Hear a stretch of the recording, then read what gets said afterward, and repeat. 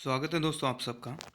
आज की इस वीडियो में हम चर्चा करेंगे राजस्थान के बजट के संदर्भ में और बजट में जो भी घोषणाएं हुई है या बजट से संबंधित जो भी प्रश्न बन सकते हैं प्रतियोगी परीक्षाओं के लिहाज से हम उन पर चर्चा करने की कोशिश करेंगे।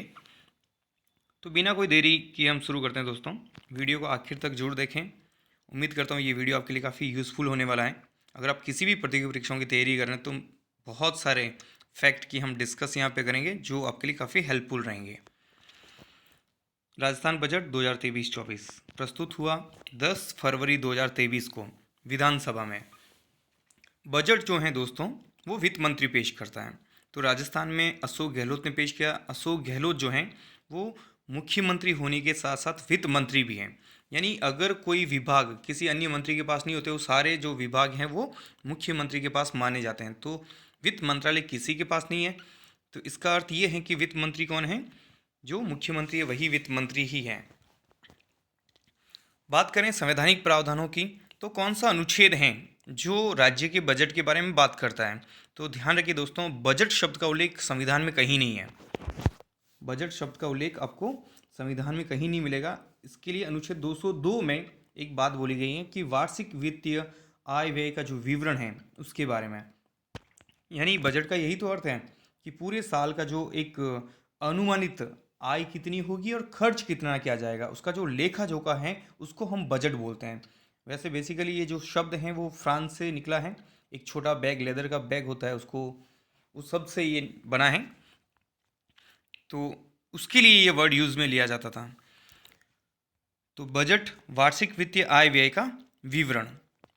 अवधि, ये जो बजट अभी आया है ये कब के लिए है? 1 अप्रैल 2023 से लेके 31 मार्च 2024 तक। तो ये जो सरकार है, इस सरकार का लास्ट बजट है क्योंकि दिसंबर में इस सरकार का कार्यकाल पूरा हो रहा है और ये वित्तीय वर्ष के लिए होता है। बजट वैसे दोस्तों 3 प्रकार के होते हैं। एक अधिशेष बजट, एक संतुलित बजट, एक घाटा बजट। तो सबकी बात कर लेते हैं। अधिशेष में क्या होता है? मान लो कि इनकम है 100 रुपए की, ठीक है। इनकम, आय और व्यय होती है ना, तो आय कितनी है? मान लो कि 100 रुपए की आय है और खर्च जो है या व्यय जिसको बोलते हैं वो 90 रुपए का है। यानी यहाँ पे क्या हो रहा है? बचत हो रही है। इनकम ज़्यादा है, खर्च कम है, तो इसको बोलते हैं अधिशेष, मीन्स बचता है यहाँ पे। अब आपकी जो आय है, मान लो वो जो है आय भी 100 रुपए की है और खर्च भी 100 रुपए का, तो यहाँ कुछ बचा ही नहीं, तो इस बजट को बोलते हैं संतुलित बजट। और मान लो आप जो खर्च कर रहे हो, आपका जो खर्चा है वो लगभग मान लो कि 110 रुपए का है और इनकम आपकी 100 रुपए की है, तो यहाँ पे क्या हो रहा है? 10 रुपए का घाटा हो रहा है। तो इस बजट को घाटे का बजट बोलते हैं। तो ये 3 प्रकार का होता है। तो वर्ष 2023-24 का बजट जो है वो रोजगार और युवाओं को समर्पित है। ये इम्पोर्टेंट है, किसको समर्पित था? काफ़ी सुझाव मांगे गए इसके संदर्भ में। हालांकि ये बात और है कि हो सकता है कि युवा और रोजगार के लिए ज़्यादा कुछ महत्वपूर्ण घोषणाएं आपको ना दिखें, बट ये उनको समर्पित था। और इसकी जो थीम थी इस बजट की, बचत, राहत और बढ़त, ये इसकी थीम। यहाँ से सवाल बहुत अच्छे बन सकते हैं।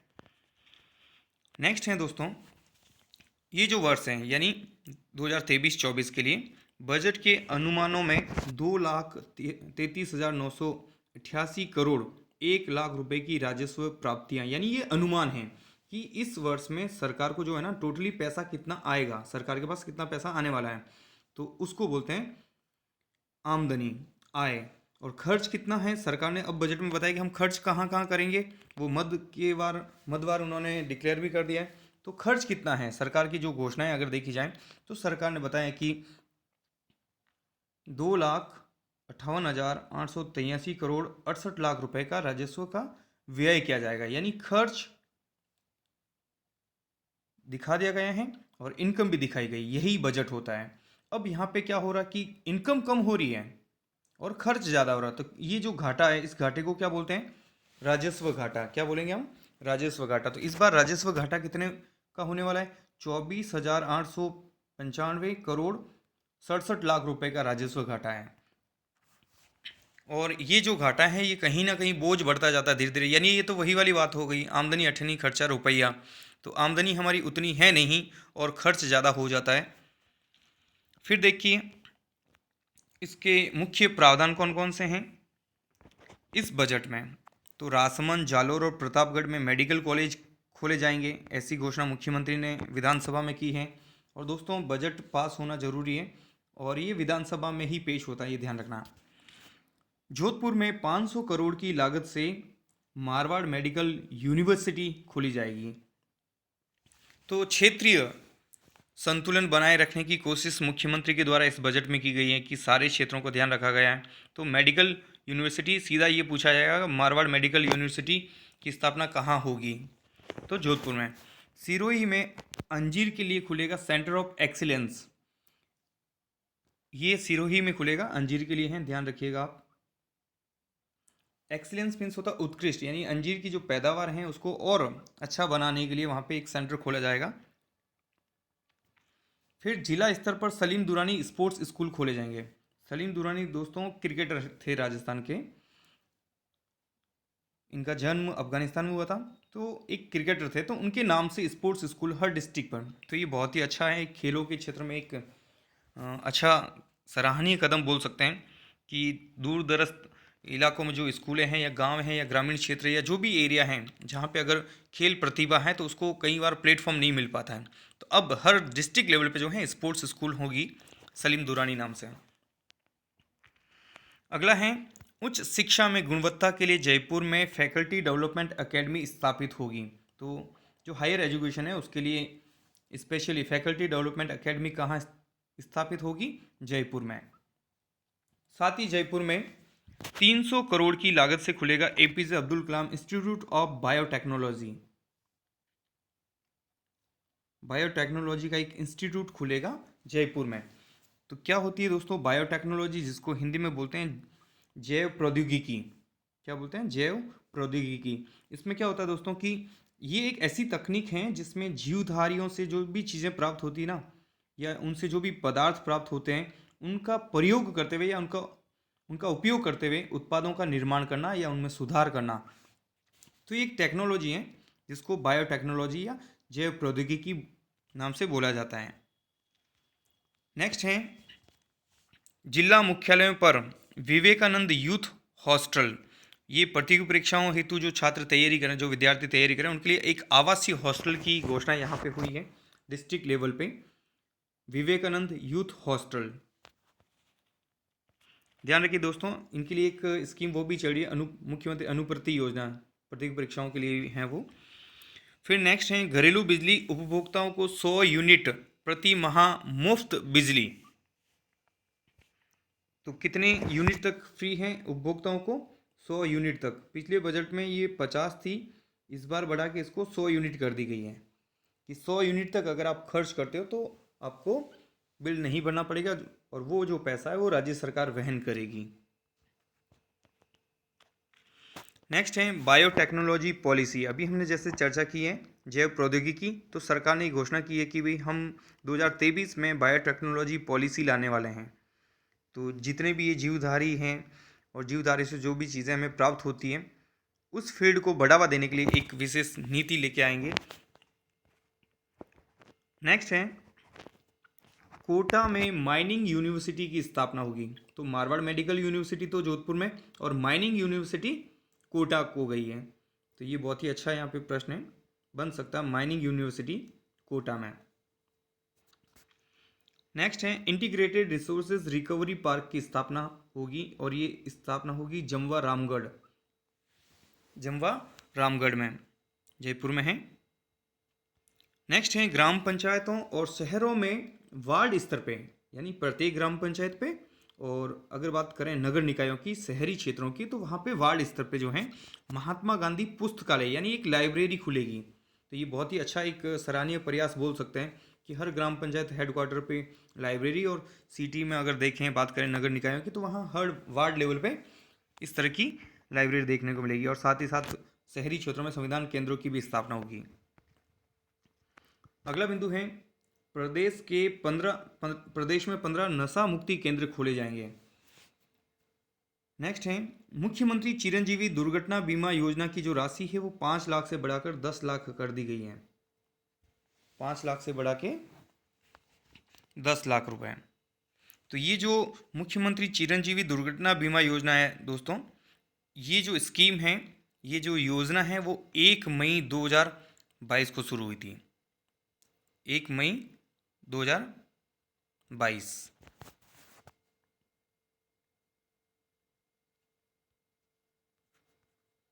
मुख्यमंत्री दुर्घटना बीमा योजना।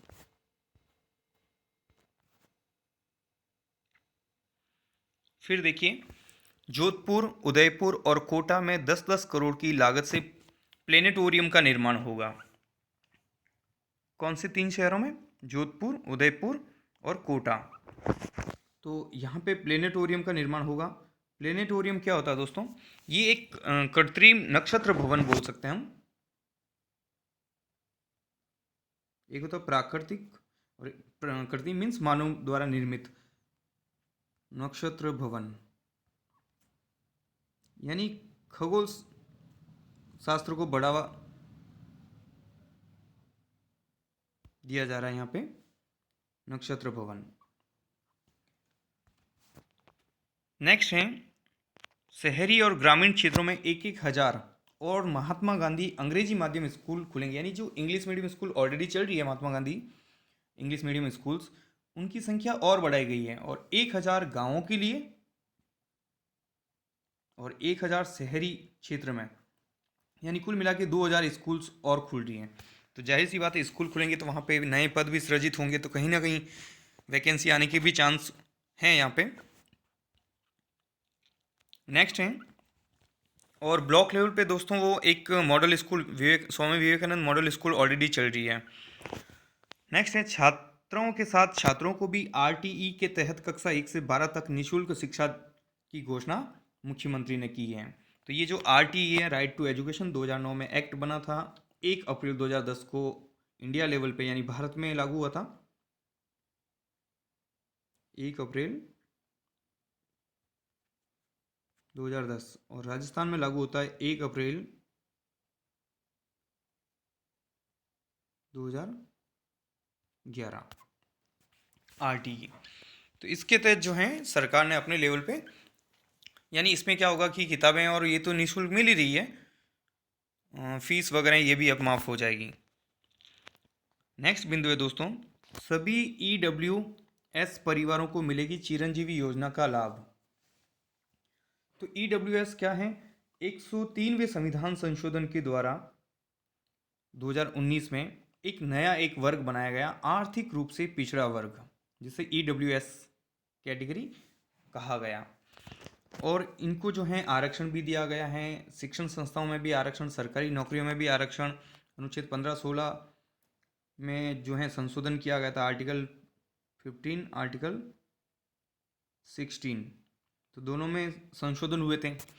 तो उसके बाद में इस वर्ग के लिए विभिन्न प्रकार की सुविधाएं हैं वो मिलने लगी हैं। तो हाल ही इस बजट में जो है मुख्यमंत्री ने जो चिरंजीवी योजना है उसका लाभ ईडब्ल्यूएस को देने का फैसला किया है। नेक्स्ट है, और ये जो चिरंजीवी योजना है दोस्तों, ये ध्यान रखना, चिरंजीवी दुर्घटना तो 2022 में है, और चिरंजीवी जो योजना है अस्पतालों में आपको मुफ्त इलाज मिलता है, ये 1 मई 2021 लागू कब हुई चिरंजीवी योजना? 1 मई 2021 को। अगला बिंदु है, प्रदेश के 13 जिलों में वेद विद्यालय खोलने की घोषणा। ये क्या है दोस्तों वेद विद्यालय?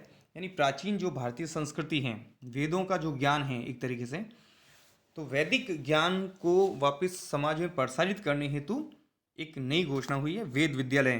तो यहाँ संख्या आपको ध्यान रखनी है, कितने वेद विद्यालय खोले जाएंगे? 13। नेक्स्ट है, इंदिरा रसोई योजना का ग्रामीण क्षेत्रों में भी विस्तार, और ये जो संख्या इनकी बढ़ा के 2000 करने की घोषणा मुख्यमंत्री ने की है। तो इंदिरा रसोई योजना ये एक बहुत कम पैसों में एक तरीके से बोल सकते हैं, 8 रुपये करीब लगते हैं, जिसमें भोजन मिलता है भरपेट, और केवल शहरी क्षेत्रों के लिए थी ये स्कीम। 20 अगस्त 2020 को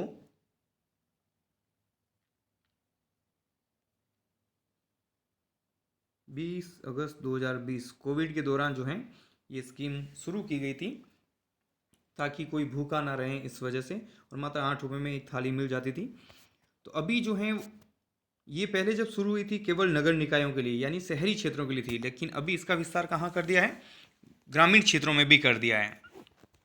और इंदिरा रसोइयों की जो संख्या है वो बढ़ा के 2000 करने की घोषणा की है। नेक्स्ट है मुख्यमंत्री चिरंजीवी स्वास्थ्य बीमा योजना के तहत परिवार की जो बीमा राशि है वो 10 लाख से बढ़ा के 25 लाख रुपए कर दी है। नेक्स्ट है MDM मिड डे मील, जो स्कूलों में दोपहर का जो भोजन बनता है उसमें प्रतिदिन दूध देने की घोषणा की है कक्षा 1 से 8 के लिए। पहले ये जो था वो सप्ताह में 2 दिन था। अभी इस बजट की घोषणा के बाद में जो सब हर वर्किंग डे में जो है कक्षा 1 से 8 के बच्चों को दूध मिलेगा। नेक्स्ट है मनरेगा व इंदिरा गांधी शहरी रोजगार गारंटी योजना में 125 दिवस प्रतिवर्ष की रोजगार गारंटी देने की घोषणा मुख्यमंत्री ने की है।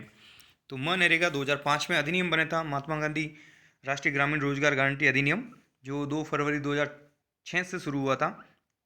इसके तहत ग्रामीण क्षेत्रों में प्रतिवर्ष यानी 100 दिन आपको एक साल में जॉब मिलेगी, एक जॉब कार्ड बनता है और इसकी गारंटी है, और नहीं है तो फिर आपको भत्ते मिलेंगे। तो कुल मिला के 100 दिन के रोजगार की गारंटी थी। वही चीज़ इंदिरा गांधी शहरी रोजगार गारंटी के तहत 100 दिन के शहरवासियों को भी जो है रोजगार की गारंटी हो रखी थी। तो अब क्या क्या कि 100 दिन को बढ़ा के कितना कर दिया है, 125 दिन। अब बात करते हैं कि ये जो इंदिरा गांधी शहरी योजना है, हाँ, तो ये कब शुरू हुई है, 9 सितंबर 2022 को, 9 सितंबर 2022 को। फिर देखिए बाड़मेर में 1100 मेगावाट का लिग्नाइट आधारित पावर प्लांट स्थापित करने की घोषणा की है। तो ये लिग्नाइट आधारित पावर प्लांट किस जिले में, ये ध्यान रखना है, और कितने मेगावाट का है। और नेक्स्ट है प्रत्येक जिले में एक एक लव कुश वाटिका खोलने की घोषणा मुख्यमंत्री ने की है। तो दोस्तों आज के इस वीडियो में इतना ही। उम्मीद करता हूँ ये वीडियो आपको इन्फॉर्मेटिव लगा होगा। अगर ये वीडियो आपको पसंद आया दोस्तों तो आप लाइक और शेयर जरूर कीजिए। कमेंट सेक्शन में जाके भी अपनी राय रख सकते हैं। Thank you so much.